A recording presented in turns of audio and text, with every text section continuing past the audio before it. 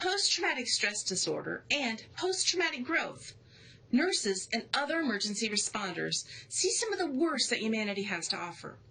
Whether the trauma is caused by a natural event or human cruelty, the impact cannot be overstated. When you experience a trauma first or secondhand through working with those that are injured and you see awful things, your mind and body experience it as stress, which can either trap someone in a cycle of stress or create an opportunity for growth. What is stress? Stress at the right time and in the right amount is a very helpful thing. It helped our ancestors focus their available resources into the immediate moment to escape lions on the plains of Africa. It's our body's way of shutting down long-term investments to address immediate and pressing needs. Stress is what happens when our brain perceives a threat to our survival. The problem is that our brains overuse the stress response. Instead of being limited to predators, we use it when we worry about our job, our mortgage, our kids, or 1,000 other things that aren't really an immediate threat, but we perceive as threatening. Our minds make no distinction between what is imagined or envisioned and what is real when it comes to activation of stress. We'll get our hearts racing during an action movie or a good book, even though we're personally in no danger. See the worst. Seeing the worst humanity has to offer is stressful to us. It's stressful because it punches through the defenses of our ego and makes us realize how vulnerable we are. If this can happen to someone else, it can happen to us or someone we love. Losing someone we love is a stressful event because we have to reorient ourselves to whether we can survive without that person.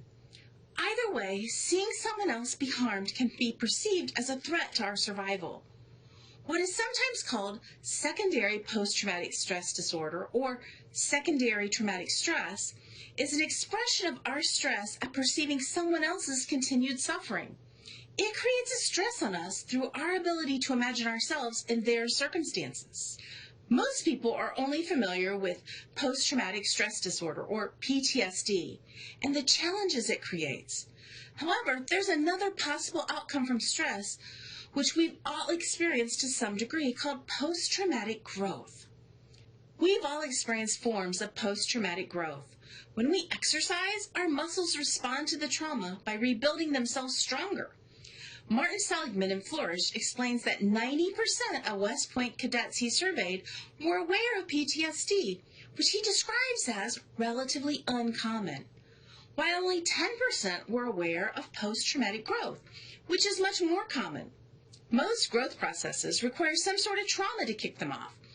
The trick is there must be a capacity to grow from the trauma, which requires that the trauma be the right kind and in the right amount and at the right time. Too little and we take no action. Too much and we can't recover. Too frequent and we don't have time to rebuild before the next trauma. Nassim Taleb wrote Anti-Fragile to explain post-traumatic growth. It's all about how to grow from trauma instead of break. Post-traumatic stress. When people are subjected to the wrong kind of trauma at the wrong amount and at the wrong time, it creates a lasting, sometimes even permanent impression.